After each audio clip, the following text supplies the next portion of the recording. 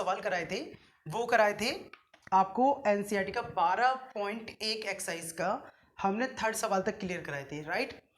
तो आज जो हम क्वेश्चन क्लियर करा रहे हैं आपको वो कराएंगे फोर्थ, ठीक है। तो आज हमें लगभग ये सारे क्वेश्चन सॉल्व करने हैं। तो फोर्थ क्वेश्चन क्या कहता है आप सुन लीजिए। एनसीईआरटी की बुक है, राइट, कैपिटल नहीं है। तो क्वेश्चन मैं इसमें से पढ़ूंगा और क्योंकि आपके स्क्रीन पर भी क्वेश्चन चल रहा है तो आप देखते रहना और हो सके तो अपनी बुक में से भी पढ़ सकते हैं आप। तो क्वेश्चन दे रखा है हमारा, find the area of triangle two sides of which are something, ठीक है। तो इसके अंदर हमें दो साइड्स दे रखी हैं और इसका दे रखा है पेरीमीटर हमें दे रखा 42।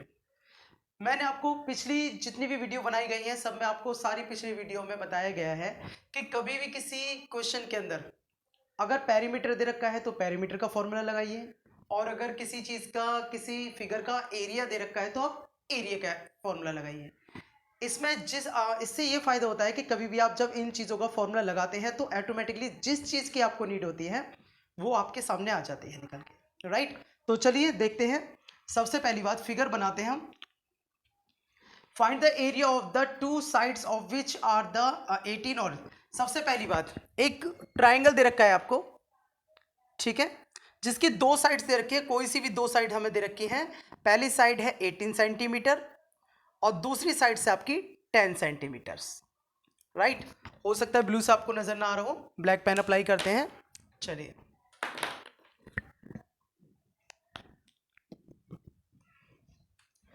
अब बात आती है, हमें थर्ड साइड नहीं दे रखी है, ओके। तो हम क्या करेंगे, हमें इसमें दे रखा है पेरीमीटर। सबसे पहले दे रखी है हमें 18 सेंटीमीटर, बी दे रखी है हमें 10 सेंटीमीटर और हमें सिर्फ दे रखा है perimeter. Perimeter is equal to आपका दे रखा है 42 सेंटीमीटर। तो रिमेंबर वन थिंग, सबसे पहले जो दिया है आप पहले वही लगाएंगे। अब क्योंकि आपको इसमें पेरीमीटर दिया हुआ है तो सबसे पहले आप क्या करोगे, पेरीमीटर का ही फॉर्मूला लगाइए। Perimeter of triangle is equal to sum of sides. इसका मतलब ये होता है परिमाप, त्रिभुज का परिमाप बराबर भुजाओं का योग, यानी कि जितनी भी साइड्स दे रखे हैं उन सबका टोटल। तो सबसे पहली बात सम ऑफ साइड्स होता है। सम ऑफ साइड, साइड कौन कौन सी होती है, ए प्लस बी प्लस सी बराबर पेरीमीटर कितना दे रखा है आपको 42। ए साइड्स आपकी दे रखी है 18, बी साइड आपको दे रखी है 10 और क्योंकि सी साइड आपको दे नहीं रखी 42। इन दोनों को हम प्लस कर सकते हैं, 28 plus C is equal to 42। Clear है।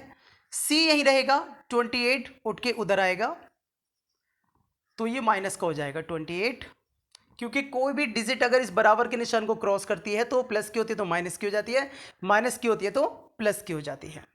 C इज इक्वल टू, अगर हम 42 में से 28 माइनस करेंगे तो 2 में से 8 नहीं जा सकता, एक कैरी लीजिए, 12 में से 8 गए तो 4 बचे, यहाँ कितने बचे 3, 3 में से 2 गए तो 1 बचा। यानी कि नेक्स्ट साइड आपकी जो निकली है वो निकली है आपकी 14 सेंटीमीटर, यानी कि साइड A 18, साइड B 10 और साइड C निकल कर आई है आपकी 14। अब क्योंकि सवाल पहले की तरह नॉर्मल हो गया है, तीनों साइड्स आपको दी गई हैं, तो अब आप फॉर्मूला कैजुअली लगा सकते हैं। तो फॉर्मूला क्या था आपका, फॉर्मूला था आपका S is equal to A plus B plus C upon में 2। ए क्या दिया हुआ है आपको 18 प्लस बी क्या दिया हुआ है आपको 10 और प्लस सी क्या दिया हुआ है आपको 14 अपॉन में 2। अब इन तीनों को प्लस कर दीजिए, 18, 10 और 14। जाहिर सी बात है जब पेरीमीटर आपको 42 दिया है तो इन सबों का टोटल भी 42 दिया होगा, ठीक। अब आप इसे काटेंगे, डिवाइड कीजिए, 2 2 ज़ा 4, 2 1 ज़ा 2, तो आपका आ गया 21 सेंटीमीटर। ये क्या निकला है एस, यानी कि सेमी पेरीमीटर निकल कर सामने आया आपका। अब आप फॉर्मूला क्या लगाओगे, एरिया ऑफ ट्राइंगल। क्या होता है area of triangle, under root S minus A, S minus B और S minus C. Done. S कितना निकला है आपका 21, 21 माइनस 18, 21 माइनस बी क्या है 10, 21 माइनस सी क्या है 14,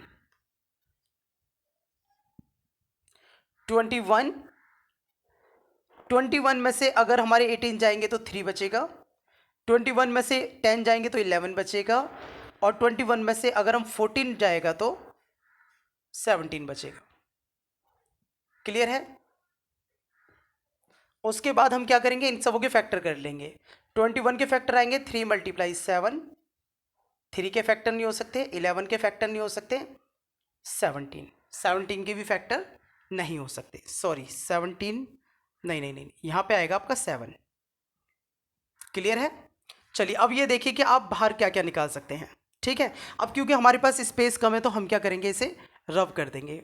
ठीक है, तो आगे बढ़ते हैं।